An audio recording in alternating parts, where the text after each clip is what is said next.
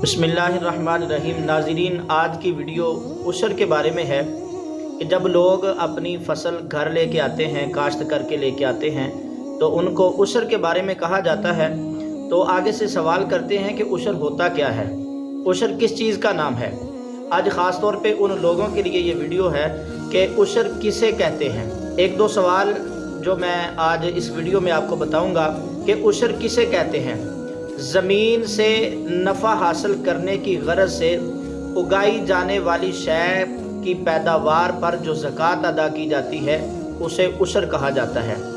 अब सवाल ये है कि ज़मीन की ज़कात को उशर क्यों कहा जाता है।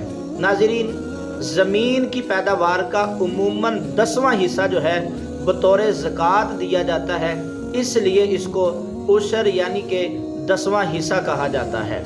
ये वीडियो जो है ये सुनकर आगे शेयर कर देना और इस हमारे चैनल को सब्सक्राइब और लाइक लाजमी कर देना ताकि हमारी आने वाली हर वीडियो का नोटिफिकेशन जो है वो आप तक पहुंच सके।